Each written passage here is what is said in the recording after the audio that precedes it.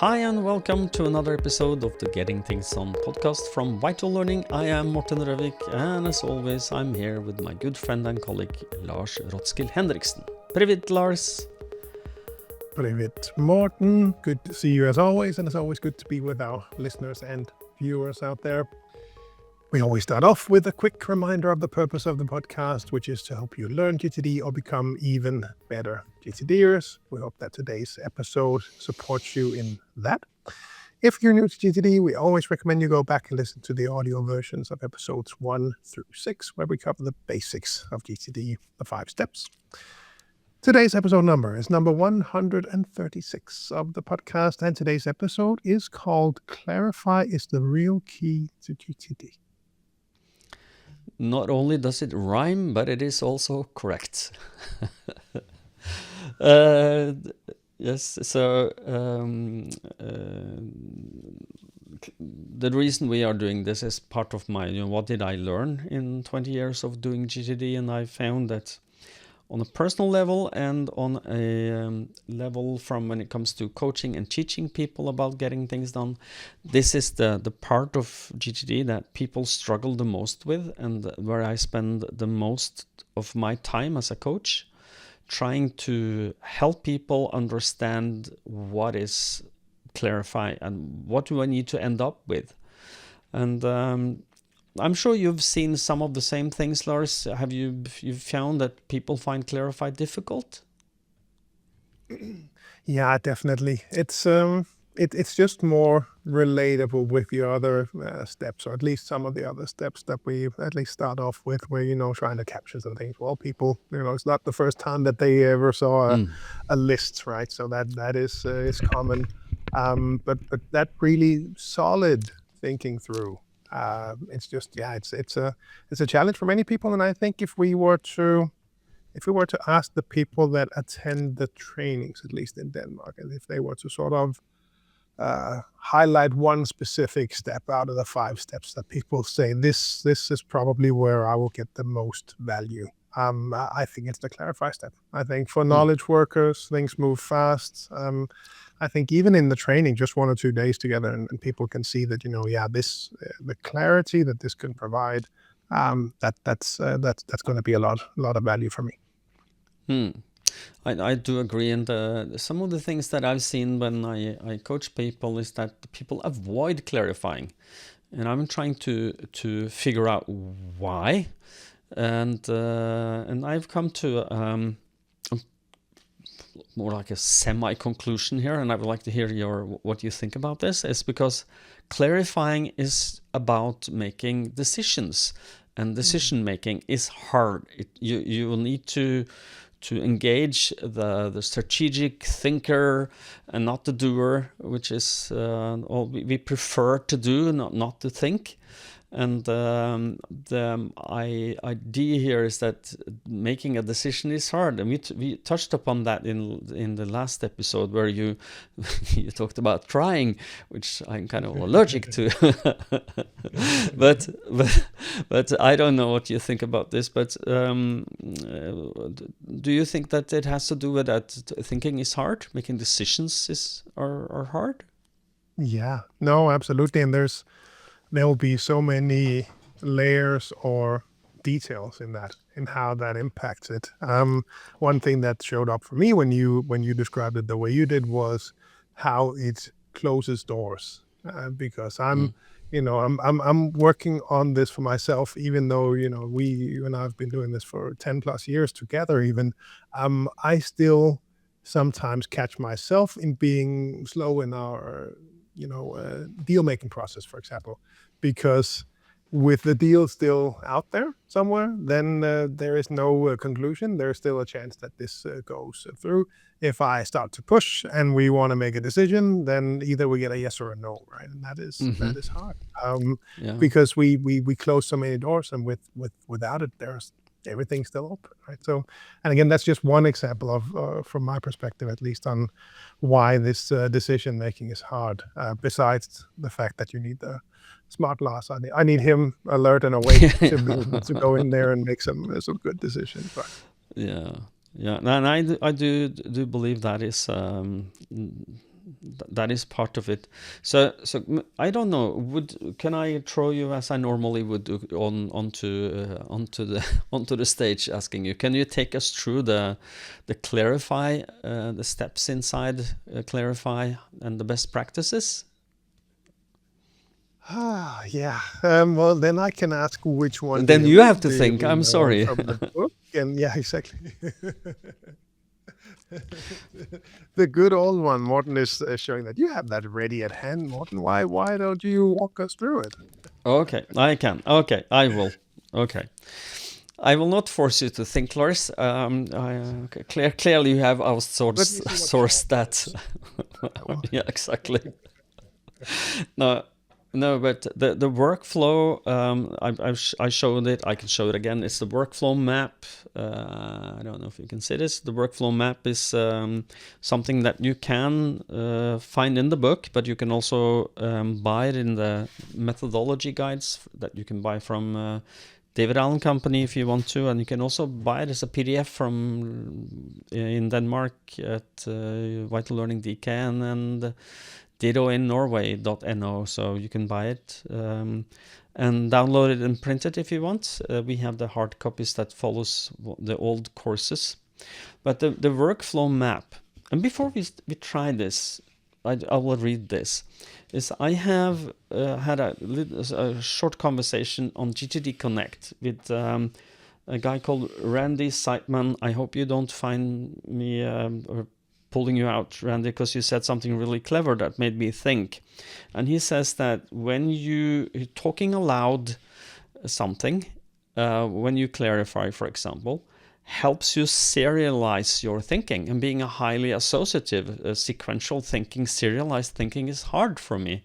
So I used to do that and I again highly recommend anyone who wants to learn getting things done. It's to try and memorize this by just talking it out, and it helps. So the first question, when you have something that you have captured, so the first step of getting things done, capture everything that has your attention, write it down, pull emails into your system, and then ask yourself one by a time, what is this? What is it? What does it mean to me? And when you know what it means to you, then you can ask, is it actionable? Am I going to do something about this? And when you've decided that there is it is actionable, if the answer is yes, then you will go to what is the core of this matter that we will talk about today, is that people don't decide what's the next action. So what's the next physical, visible action that you can take where you have everything that you need and that can be done in one sitting?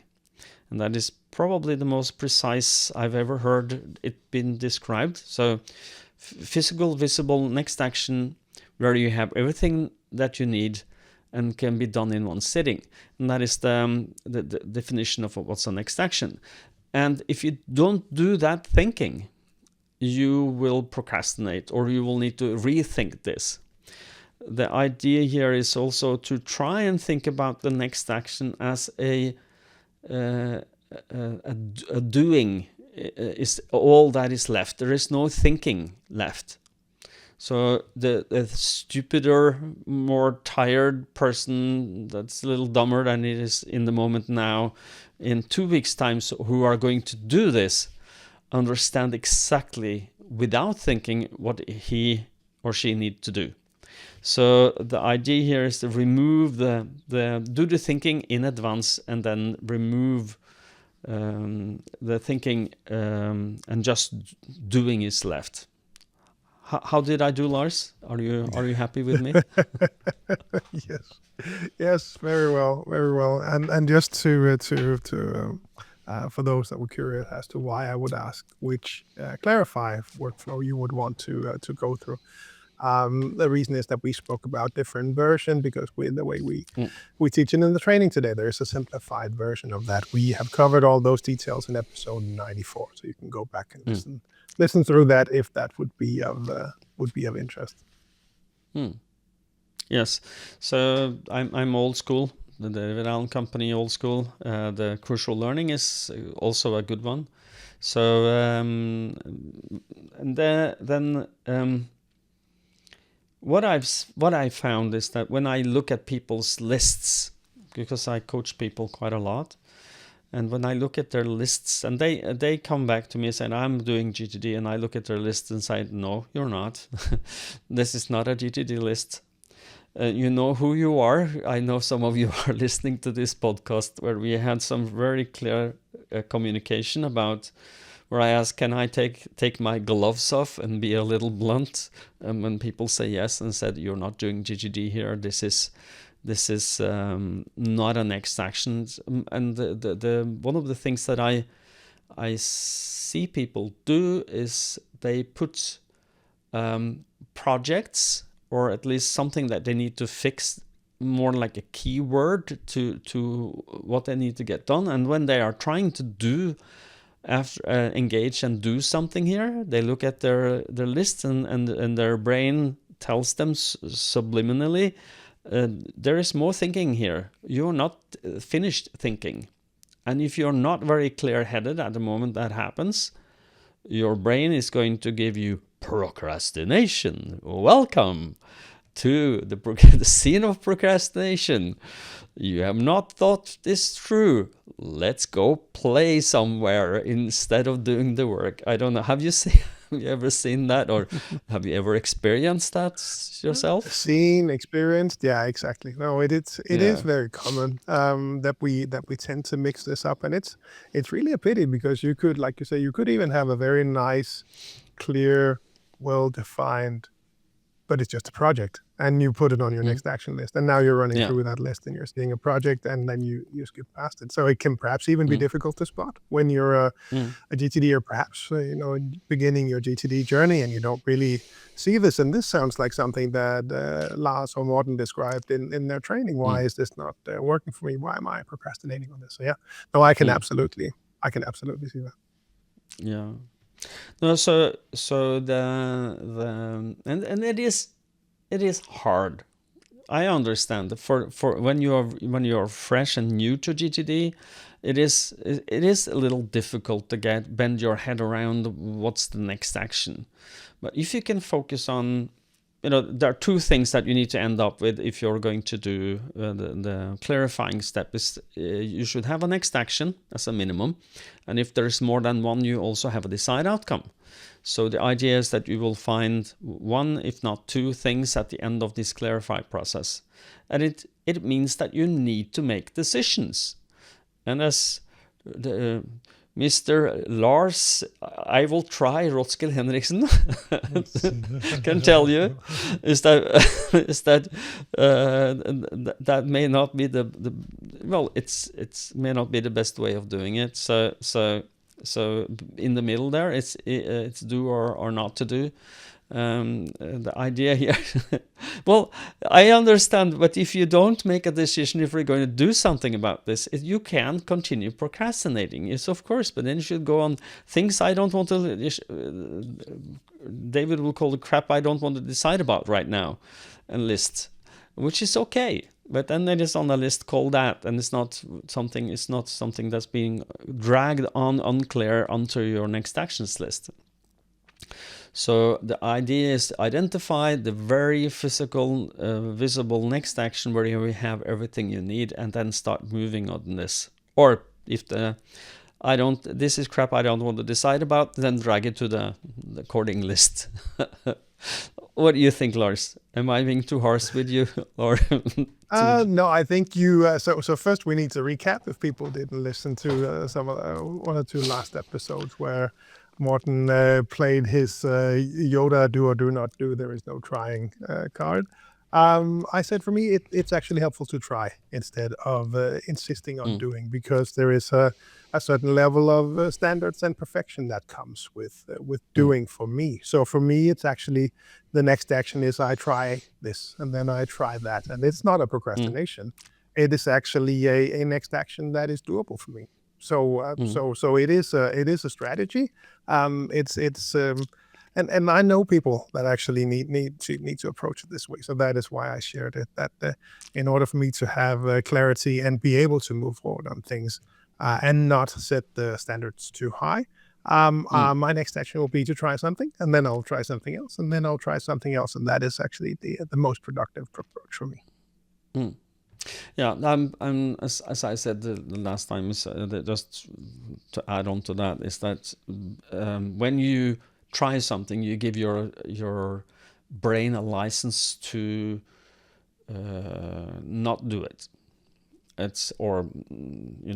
Trying is.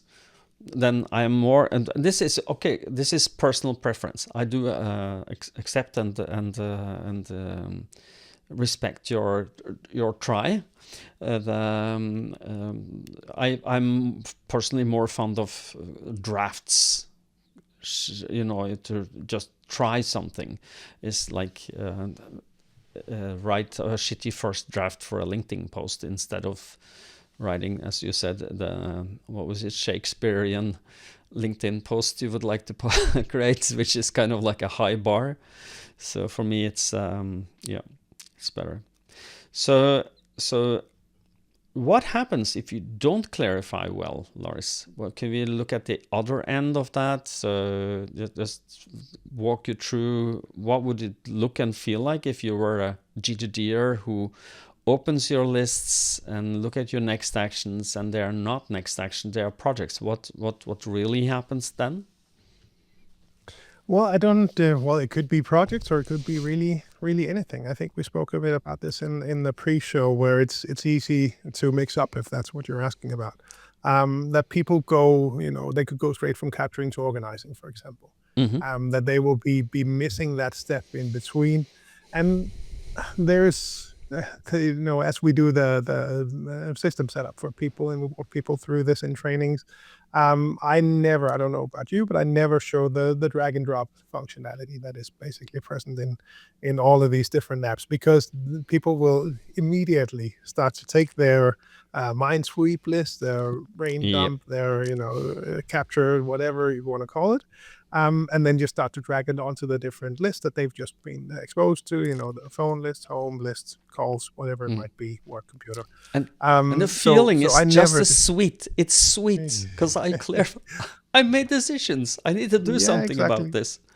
Exactly. Yeah. And that is when you end up with the list that you just described, that you get stuck on that list if you don't take the time to walk through it. So I think it probably always annoys people because people know it's there, and can you just drag and drop it? Yes, you can. But there is a reason why I did not specify this, because some of you, typically a significant portion of you, will actually then start to just drag and drop and completely miss that clarify step, or do it insufficiently, right? So they'll have mom on the list and they'll change that. Okay, I'll add a call in front of mom, but still not specify, what are we actually calling about, or whatever else it might be. So that's I think probably the end result. Yeah, and when you drag, and that is, if you are in a hurry, you're going to clarify your stuff, and you look at your where you capture tasks or inboxes where you capture things, and then you look at it, and you're a little tired. So instead of making that decision, I need to do something about this, put it on the next actions list, and that is the classical. But when we are trying to teach people this, and as I said before, please read out to yourself the steps of what is it? What does it mean to me? Is it actionable? Am I going to do something about this? Yes or no? And if the answer is yes, what is the next action? Physical, visible. I remember so clearly when I did that, when I learned GTD myself, it's like I needed to continue clarifying, learning, getting it to be habitual, because then it becomes a habit, it becomes a routine, and then it flows into the background. It becomes just the way that you clarify things, that you look at it, that I have to make a decision here. Am I going to do something about this? And if you do that, it pushes yourself into decision-making process. The end result is so much better than the unclear mom call or whatever unclear stuff you have, bank, doctor's appointment. Yeah, but what, when, what did I think here? What was like car? Anything that is kind of like a keyword is very easy. So I think, at least for me, I've come to the end, Lars. What do you think for the... do you have any ideas for anything else we need to talk about when it's come to clarify is the key? No, just, a couple of things that showed up for me when you mentioned the title that we wanted to walk through this. One was just, and I think you experienced the same, the aha moment when people see clear next actions on their lists. That you have that in training, and people wrote down that long mind sweep list, and it's so overwhelming. There's a lot of stuff there. What am I going to do with it? And then go through the clarify step and give them time to go through that. And then having that list of clear next actions is the when you see the coin drops or whatever the right the description is. I think that really that is really cool. The other thing that showed up for me is a story with David, which happened back in when he did a small workshop in relation to the President's Summit in Copenhagen 2 years ago, maybe something like that. So there was there's this big summit, really cool, 4,000 people, I think, in a big warehouse in Copenhagen. Very, very cool event. And David was there, and he did a presentation on Teams, I think it was. And after that, there was sort of these small workshops where you could go in with the authors, and there was a small group there with David, and I joined that, and he was sort of doing a recap on this, and people were asking questions, and there was one guy there that was he was a sales guy, and David wanted to illustrate a bit more. I think the question was, they had some ambitious plans and how GTD would tackle that, for example. I don't remember specifically, but what I do remember is, and I really wish I had that on video and I could bring everyone in there and see this, because David just did not let go. He would just stick to that clarify question again and again and again. And perhaps that's why I wanted to bring this up for people, is that you may need to stick to this a bit longer. The answer might not be immediately there, because he just kept asking, and the guy was, very, let's call it associative, or very sort of high flying, very visual, very long term, and David was trying to ground him, and it was just he would not. And it's been a couple of years, so maybe I'm remembering this wrong, but I think he asked like 25 plus times about trying to, so what does it mean? What does this then look like? Well, we want to have a 20% growth. Well, what does this mean? What do I see you do? What can you do actually? Not reach that target. What can you do to actually move forward towards that 20% increase in growth, or whatever it might be? It was just, I don't know if it was valuable for everyone in the room, but it was like, I will never forget it, because it just stuck with me, the way he just would not let go. And I can imagine, coaching scenarios with David, and he mentioned it to me afterwards, and so for me it just felt like a personal training in clarifying, in that we want to really be clear. So because that guy, he just kept that, well, maybe this and maybe this, maybe no, what do you want to do? So that was just fascinating, and the whole point again to remind everyone that maybe they need to stick with the clarify step a bit longer.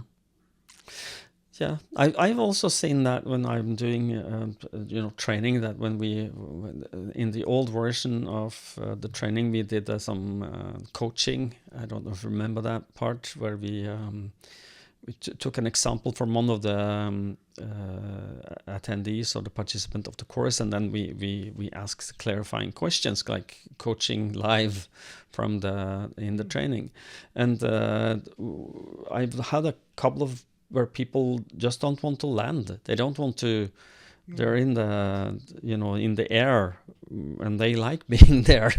They don't want to decide, well, if you're going to move this forward, you have to, or it will just be something unclear still. So So, and when I see this over and over and over again, that if you are going to get good at getting things done, you need to get good at clarify. Capture comes natural to most people. Just write it out and you will feel better about what you're doing and not doing in the moment. But if you want to feel on long-term happy about your getting things done practice, you need to clarify. You can't stop doing that. You need to really put in the effort. And if there is one key that I would give you as a homework for those of you who are listening to this podcast, go there, make those kind of hard decisions.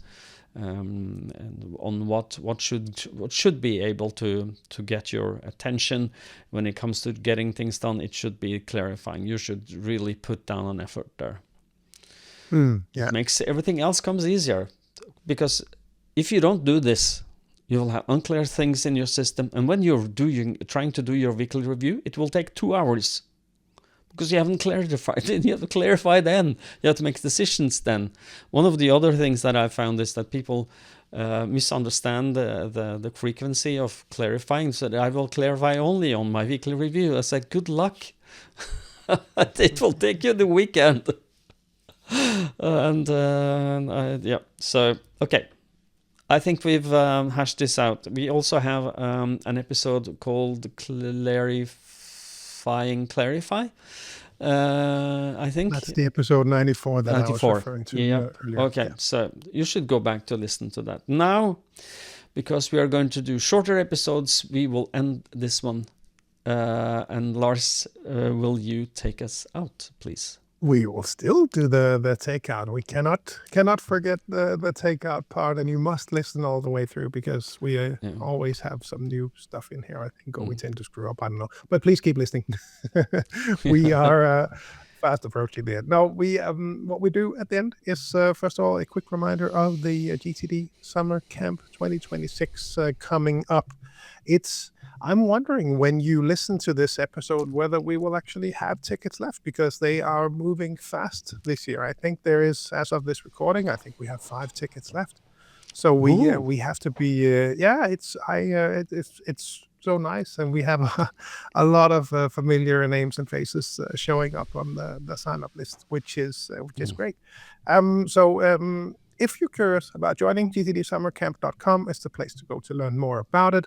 You'll find a bit of information about what we do there. It's the group of the nicest people you can never find geeking out about GTD for a whole weekend in Denmark.